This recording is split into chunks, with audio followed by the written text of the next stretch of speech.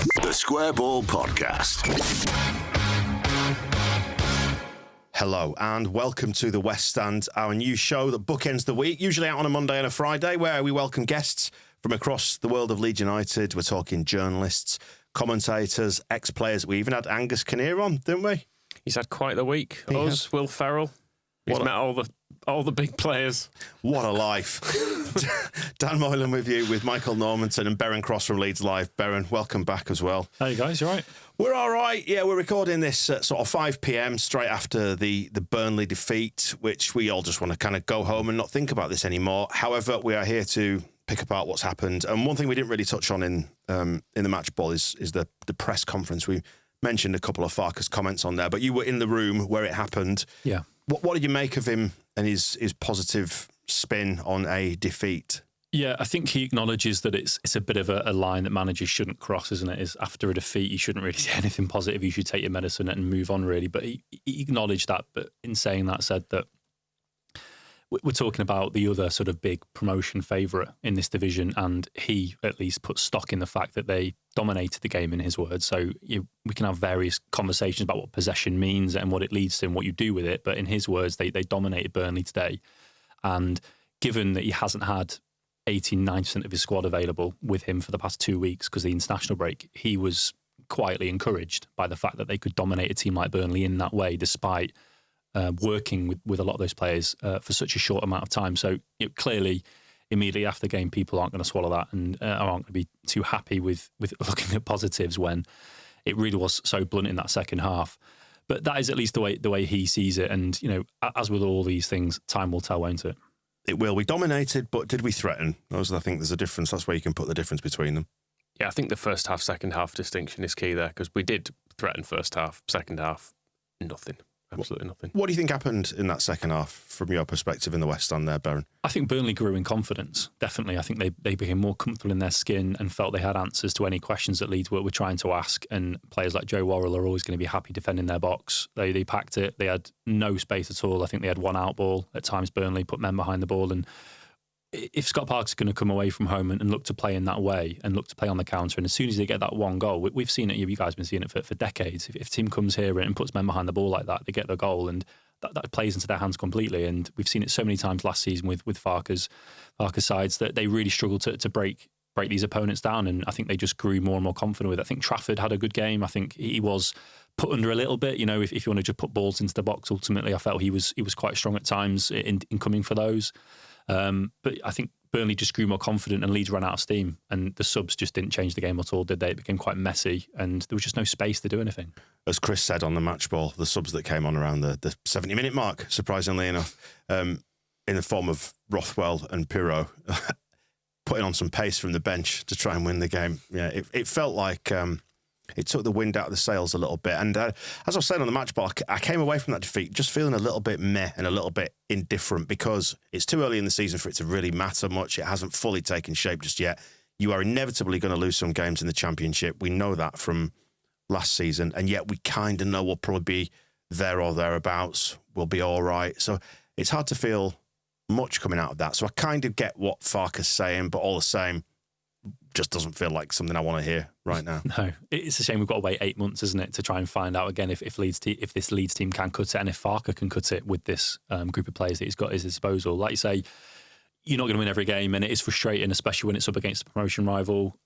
We saw how well they did against Substitutions and Leicester last year, 100% record against both of them, and you're looking at that today as a first real marker in the season. And it just wasn't really much of a game, was it? It wasn't entertaining. Leeds did start well. Michael's reflected on that there. I think Joseph, of course, that's the turns out to be the turning moment. Is Leeds don't punish Burnley's mistake, but Burnley punish Leeds', and there wasn't really much else in the game from then on, unfortunately. I mean, in terms of orders of magnitude, Joseph's was that much higher and better an opportunity than the one that they eventually benefited from, Burnley. But the 2-on-1 was very, very difficult for Bogle to manage. But equally, Joseph straight through the middle. You've just got to put them in, haven't you? A centre forward just has to score, and it's a completely different game then. just reflect on this post match with our stuff on Leeds Live, and you almost think that inside 50 seconds it's almost too soon. But there's no excuses. If you want to be the number 9 in a Leeds United team that's chasing promotion, you have got to bury that chance. I mean, regardless of how old you are and your background and how well you've done in terms of trajectory over the last few months, you've got to bury that chance. I think Pirro finishes that chance, but that's another debate entirely. Yeah, I hadn't thought about that. I'd framed it around my thoughts around Bamford there, actually. If Bamford I nearly went down the Bamford route. Yeah, if Bamford had missed it, he'd have been hammered for it. I feel like Pirro and Bamford, though, I don't feel like they actually make... Would Pirro make it? Made it. I feel like he gets caught. I don't think he gets the shot off because he's smothered. He's tracked down by defenders because there were a few chasing, and he managed to keep his body in the right place to keep the defenders away from it. But then the shot was not great. No. What else did you take from the press conference then? Sort of general tone of it, Farke remaining upbeat. He's a very steady hand, and when we spoke to Angus Kinnear this last week, it was something that that he remarked on, the state of the people inside the club. He tries to be calm. Daniel Farke's very, very calm. There's a general sense of calm within the directors and owners and so on. Nobody needs to be losing their shit, like in the way that we see people do online. And I'll admit my responses sometimes are quite childish to football, but that's my privilege as a fan. Course it is, yeah. My privilege as a fan. But it doesn't. Well, to be fair, you can't say anything, right? Can you? Off the back of a defeat. No, after a defeat, you can't say anything. And I think, like I say, he acknowledged the fact that he was sort of overstepping the mark by trying to be positive. But he put it down to effectiveness, really. And he said that they did start well. They had chances, should have had the penalty, in his opinion. And a bit like you, really, Dan. To be honest, he seemed a bit meh. He seemed a bit sort of. Yeah, you're not going to win every game. It would have been nice to. We did well against our rivals last season. But ultimately, we've got to put it right next week. And I think that there's the sort of this international break thing sort of hanging over him. He mentions that quite a lot, and I know he gets a bit of stick for people saying he sort of hides behind that and how many players they had missing. He mentioned that 2 or 3 times again post-match just then. So a bit meh, but sort of daring to sort of sound encouraged by aspects of it.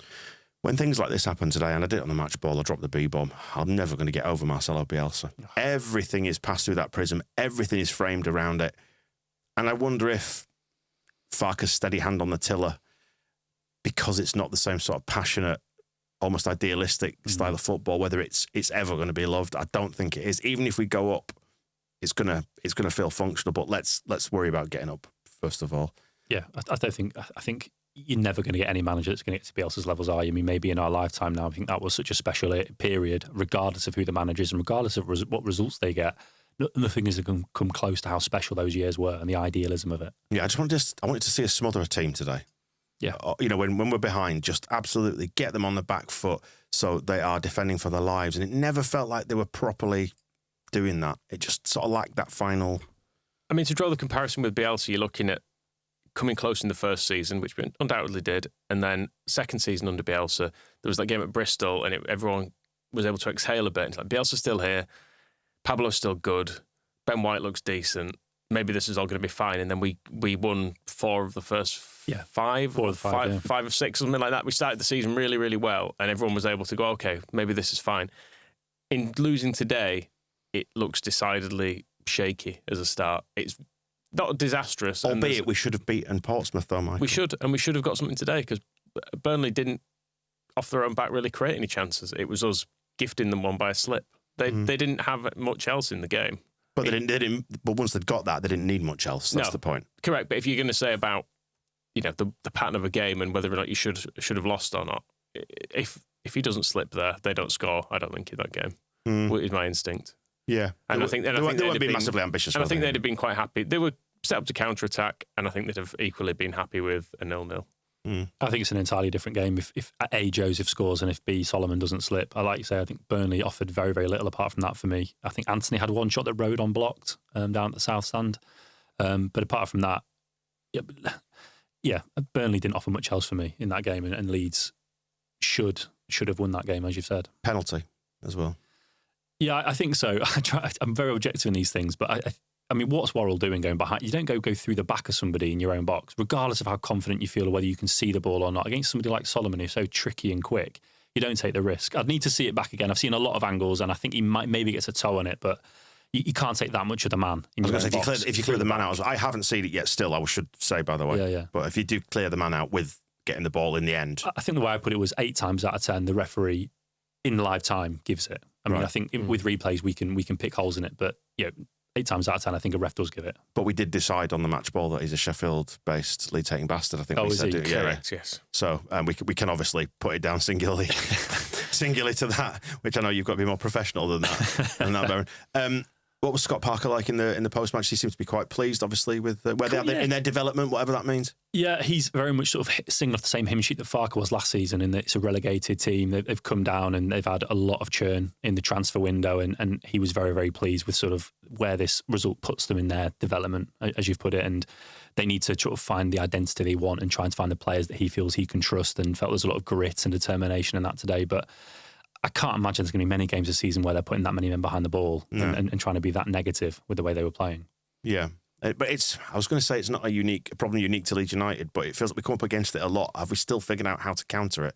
Because you said before we started, we sat down and started recording, it felt like it needed Somerville or Georgia or someone just to be there and beat a man, or just cut in from the left and slam it in the far corner. Somerville used to do. Obviously, they're gone now, so it's created a different problem. Absolutely, it needed individual brilliance today, didn't it? There was the system didn't feel like it was going to unlock what Burnley were doing. Like the speed of going from back to front, as you said, with Bielsa's Leeds, it was a full throttle, wasn't it? And you'd almost catch them off guard with the speed of transition. But they get to the final third today and just pass from left to right, and you're left with people like Ethan Ampadu taking pot shots from the edge of the box, and it's just not going to cut it, unfortunately. There was a point, was it in the first half, where I think maybe Aronson broke over towards the left, or he might have been the man furthest forward, and Solomon had the ball, and we caught them in the transition, and the speed at which they got about 8 men back behind the ball. By the time we decided what to do with it, again, we were back to that same thing of passing it across, passing it backwards, rather than committing and sticking a ball over the top in behind. We ended up doing that thing that we do, and there was sort of it wasn't a collective groan so much as everybody in the stadium saw it and thought, oh, right, fine, we've taken the wind out of our own sails again by not being just committed and going for it, and forcing them to defend, even if Aronson running into the channel is on his own. Isolate the defender. You never know, you get a slip, don't you, or a mistake or something like that. Give them something to think about. But I think there seems to be such a desire to retain possession above all else and not concede possession with Farke's Leeds, that sometimes it manifests itself like that, and it creates frustration. There was frustration. Could you sense it there from the press box? Yeah, definitely. There's definitely groans and things, especially in the second half when they're trying to chase for that elusive equaliser, and you've got Byram passing back to Meslier, going to Struijk, back to Meslier, back to Byram, and you could feel the anguish around the anger. Sorry, not the anguish, the anger around the stadium. I think in the first half, that the best moment I recall when they were sort of trying to pass through that deep block was when Aronson found Nonto in behind. I thought that was a really nice example of how you do beat a low block with some quick thinking, a very smart run from Nonto, and an outstanding pass from Aronson that found him. But apart from that, I can't remember them cutting through when Burnley were set as they were with the 2 banks of 4 virtually. It's interesting because we recorded the match ball, just finished that while the games were all still ongoing, and we'd written off the Plymouth-Sunderland game as Rooney's chucked another game. Well, it's been a right ding-dong finish to that. So Sunderland brought it back to 2-2, having been 2-1 down with 5 minutes to go, but then Plymouth have won it 3 minutes into stoppage time. So long trip home for Sunderland. That is a long way, isn't it? Yeah, thought about it like that. But that's encouragement for the rest of the division, and a reminder once again that it's not an out-and-out disaster. It's still very early in the season, but it feels like we probably just need to start building a little bit of momentum now. Yeah, when I was with you guys last, I came in after the West Brom game, and at that point, I was ready to burn it all down with 2 points from 2 games, and then go away and they win 2 on the bounce, and suddenly it's 8 points from 4, back up to 4th in the table, and all feels well. And one very, very tight loss today, and suddenly sort of we're all getting a little bit anxious again. But they go to Cardiff next week and win, then it's back up to 11 points from 5. From 6. So yeah, it's not going to take much to get back on track. But I understand that the frustrations, and a lot of fans are talking about the fact it's now 4 wins from 14. If you're sort of looking back to last season, so I do sense the frustration, and like Michael has said, you just need a bit more from them to reassure those nerves that some people have got. Cardiff, bottom of the league. Are they? We can't possibly. What could possibly go wrong there, Michael? God. Yeah, Portsmouth still haven't won either. Have they not? No. Mind you, and nor of Hull. So we've not had a tough start, you wouldn't say. We should have comfortably beaten Portsmouth. That was just a real outlying, stupid game. Yeah, it was really. But, yet again, we've won the XG today. Oh, well, that's the real quiz, isn't it? So well done us. I'm surprised Farke didn't mention that actually post-match. The XG didn't get a mention for once. I think he knows that he's probably saying the wrong thing by saying there were positives to take from a defeat. So I think XG would have been quite a stretch, stay clear. wouldn't it, really? Will Ferrell was in the director's box. Is it worth just touching on that for a second? Could you guys see much of him from where you were at any stage? No. I have no idea he was there, to be honest. No, it came to light, didn't it, in the build-up? It was being circulated and mentioned, I think, by local press guys that he was going to be there today. But he came out sort of pitch side pre-match, which I assume you guys obviously went at that point. And he did post for a few pictures with the yellow shirt, got in the dugout, had a chat with an amusing moment. Daniel James obviously came out because he obviously wasn't involved because of his injury, but he was with Harry Christie. He's like the fifth choice young goalkeeper, and it was just such. If you could have picked out two players from the entire squad to go and have pictures with Will Ferrell pitch side, it wouldn't have been Daniel James and Harry Christie. But when you said Harry Christie, I was going to say, who's Harry Christie? Well, there you go. Yeah, he's a regular in the under-21s, which says it all, really. But yeah, I think he seemed quite pleasant with the fans. I think he posted a few selfies. He was sat in the director's box 2 rows behind Paraga and Eddie, I think. But yeah, I mean, everybody's going to have different opinions on this, and the investors. And I suppose it's nice that he's showing some visible public support. I mean, he's not going to win football matches for the team, though, is he? He's not. But he might be a good hype man. There's a really good photo that's it's on Sky Sports Twitter, I think, of you can see Parag and Will Ferrell engaged in some chat, and Kinnear's there as well. They're obviously mid-conversation between the three of them. But because Parag is talking to Will Ferrell, Kinnear seems to be just looking off into the middle distance, and he's like with some sort of haunted look in his. I mean, I know he generally looks quite haunted anyway, does Angus? But it's one of those things that you could have maybe a caption competition for, where he's wondering if, should we have bought a number 10? Should we have bought a number 10? Well, I mean, how did you guys feel when Pirro came on for Aronson? Because I just felt like we knew what we were going to get when Pirro came on, and you think this is the example where, regardless of the status of that number 10, whether they start behind Aronson in the pecking order or not, at least you've got another option where you wonder what they can bring. But I think I didn't have much hope when Pirro came on in that role. And because he came on with Rothwell, I couldn't honestly tell what formation we were even attempting. I'd say it was 4-4-2 for a bit. But yeah, I was thinking, have we gone properly to up front here? But then we didn't have the ball in danger areas anyway. When we did, it was just so completely congested. It was basically 22 men in a block. Yeah. So it's very hard to pick out a formation from that point, because you're like, well, they're all just that change stood within metres of each other. Not only did it take, I suppose, the running out of the side in the form of Aronson, it felt like we conceded midfield even more at that point, and that's where they kind of won the day by dropping their midfield deep and sitting on the edge of their area. Yeah. But you had to go and obviously have 4 in a line there, so 2 in the middle, rather than maybe Aronson trying to find pockets or whatever with that 3 in behind the striker. It felt like by taking a man out of there and going in more of a flat line, it just didn't really work for me. But that's the extent of my tactical analysis with this, by the way. I think it's probably worth saying the second half wasn't working generally. It's not like, because I felt like in the Portsmouth game, the changes actually made us actively worse for a time, albeit Brendan Aronson is the guy who scores the goal, but that did kill momentum for quite a period of time. It had reached the point where I think people did want changes. They just didn't want to see that change again, because we've seen it enough that everyone's... It's the Tyler Roberts almost, isn't it? That everyone's a bit sick of it. We all want the new thing, don't we? I was desperate to see Tanaka because I'd missed him against Hull, and I think he might be my new favourite player. Saw him for 5 minutes, but just the way he moves, it just pops the ball around. I think he'll be in the team before long. I wonder if Rodon can recover from his head injury, whether if he doesn't recover, then maybe Ampadu slots back and we see Tanaka. But Farke seemed quite confident that Rodon will be fine. No concussion protocol or anything. It was strange in between recording our podcast. I was just saying in the office, wasn't I, that I'd be kind of intrigued to see the team with Rothwell or Tanaka in instead of probably Gruev, just to see how it looks. Because I think while I think Gruev is a really good player and Ampadu is arguably our best player, the two of them together, it still feels pretty safe. Yeah. It's a bit of a double bagging. Whoa. What an image. What an image. There was a point in that game where Ampadu, he comes looking for it all the time. He drops deep, doesn't he? And we've been experimenting, I think, with dropping him in and making a 3 at the back while both fullbacks push on. He came and got the ball at one point, and he was in a space, and there was, some Burnley players knocking around him, but he had the time and space to turn on the ball if he wanted, and he didn't. And I kind of willed him, just said, just get on the half turn, just have a look behind you. I don't know if that's in his DNA to do that, or is it the tactics where it's just like ping it in and pop it off again. But there was an opportunity there to get on the half turn, and it felt like if we were ever going to get anything from this Burnley team, we needed to move the ball quicker.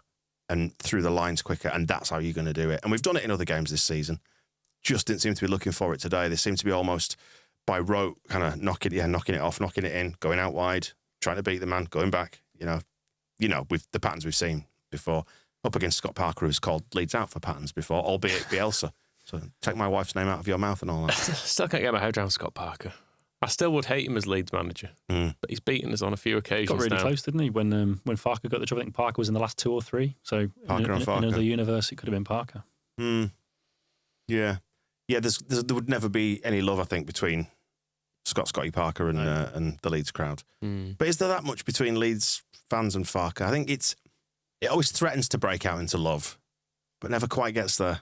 I think the start of last season, this point last year, there was still an awful lot of sympathy for him because he'd come into a very difficult situation. It wasn't really his team. This time around, he's wearing thin. And as you say, coming off the back of, what was it?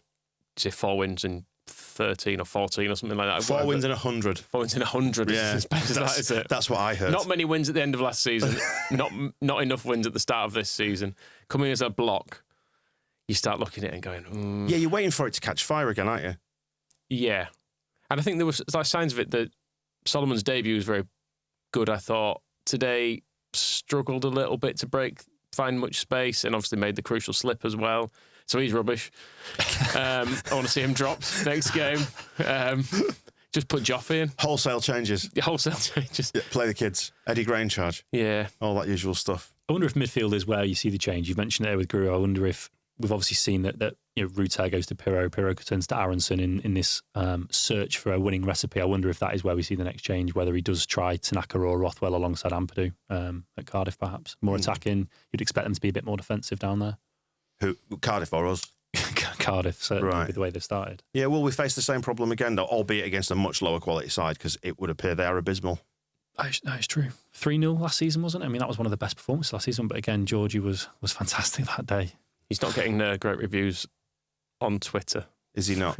Isn't Georgie? No. From his Brighton. It's his first start, isn't it, today? Yeah, it was. People declaring him a complete waste of money and pointing out, I suppose quite rightly, that he can't kick a football very well. Yeah. But he can kick a football well. He's weirdly scuffy, just though. Just the finishy bit. Yeah, it's the head loss, isn't it, when he gets in front of goal? Yeah. Still, I miss him. I can't help but, I miss him, and I can't help but feel he must deeply regret it, playing in the Premier League and earning more money. How dare he? Terrible. Yeah, the swine. Yeah. Any other things you took from the pressers or being in the West Stand today? I think Bamford, of course, was conspicuous by his absence, having been past fit in Thursday's press conference. So Farke saying that he's not re-injured, as some of us might have assumed. He's just a case of he's missed so much action in the past 17 weeks that he felt that he wasn't even worth 5 minutes from the bench today. So he may well be involved next week. But again, I don't think at the moment that he's going to be the answer for quite a little while. I think Joseph seems quite set as the striker, doesn't he? I wonder when he's going to try and put Ramazani in. But I suppose Solomon has got a bit of the sauce, hasn't he? Like you say, he didn't quite have the answers today, but he's got that sort of that turn of pace, speed of thought, speed of feet. Yeah. I think over time he will punish a lot of defenders. And we know what Willie's done already this season. So I think that there is options then. Of course, Dan James, we know he started well. So try to keep the faith. Yeah, there are options there, but we all know the first option will be Pirro off the bench on 70 minutes. He could just not do it. He could. That's the easy solution, I think, to the thing people don't like, is to not do it. Yeah, but managers, for whatever reason, seem to have this stubborn streak. And I've held Bielsa up as the gold standard there before, but Bielsa was absolutely just as guilty of it. Yeah, he went to see Tyler Roberts come off, and everyone groaned. And Pat Bamford. Yeah. He loved Bamford, didn't he? At the point when everyone was like, Niketi was scoring every game, and exactly. He kept playing Pat. Yeah, just play him, just give him a go. And then he played half a game, and everyone was like, we might be right. Put Bamford. Do you think Joseph's still quite raw? He's got that rawness to him. That he doesn't seem to have. I'm not saying he's not good enough. What I'm saying is he hasn't settled into the role fully yet. Yeah, one goal in 5, is it? Yeah. I think he's contributing a lot to the team. Yeah, he's bringing a lot to the table. But as I said earlier, I think regardless of his background and how many caveats we want to give him, how much leeway, if you are going to be the number 9 and the main man in a promotion chasing Leeds team, you've got to be burying these chances. But I think he's going to get better and better as the weeks go by. So your big takeaway then overall from this one, Beren, is we don't need to chuck the baby out with the bathwater. it's not all broken. Sometimes we have to just enjoy these things. Do you think we need to keep our heads, like Farke would say? I think so. Like I said, Burnley had that one chance. They put it away, but apart from that, I don't think they really threatened Leeds, regardless of how useful or useless you thought Leeds were with the possession they had. Burnley didn't really hurt them a lot, and I think on many other occasions, Joseph sticks that ball away, they get the penalty, and it's just very different. Burnley have to play very differently if they're chasing the game, if they're behind in the game, it opens things up a lot more. Like Farke said, Burnley are, in theory, going to be one of those teams that are there or thereabouts. So try not to get too disheartened. Plenty of games to go. What do you think the overarching narrative then is going to be in the run-up to Cardiff? What do you think you're going to be hearing from him when you sit down for the presser on Thursday? Well, I would imagine, as you've alluded to, we're going to ask him what you're going to do when Cardiff put 11 men behind the ball. How are you going to sort of change the script, as it were, down there? And are you going to be tempted to try any more of these new signings and throw them in? We mentioned it with midfield. I think Gurov hasn't done anything too wrong, but it maybe does feel a bit like it's forcing him to be that sort of attacking outlet. We know Ethan is always going to be the deep lying option, so maybe he does look to Tanaka or Rothwell in that midfield area. But I think everywhere else, I can't see too many reasons why he would change it. I think, like we said, managers are they will give players more time than maybe fans will. Maybe we'll ask him about Bogle and see where his thoughts are on Bogle. I think Sam Byram has got a bit of credit at the bank. I like watching Byram play and see what he can bring to the party. Maybe that's a flippant reaction to Bogle's role in the goal today. Yeah, I don't see him dropping him. Yeah. I was going to say, because you I was pointing the finger at Bogle a little bit, and you were saying he was trying to cover two men, but it looked to me like he gave a little bit too much space. But I think it's an impossible situation that when it's 2-on-1 like that, you go to the ball, he's going to pass it to the man. If you drop and mark the man, he's going to run with the ball. So it is kind of a rock and a hard place. He just took a fraction too long to make the decision to commit. Farke said that as well. He just took a little bit too long, which is a little bit critical from Get him out of the publicly. You're right, Michael. Get him out. If you see the replay, Pascal's actually gaining ground quite quickly in the replay, and you wonder if Pascal could have shouted to him, "Go over! I'm covering Anthony at the back post. Get over to him quickly," and didn't. But yeah, it's probably not enough to kick him out of the team. He hasn't looked great defensively so far.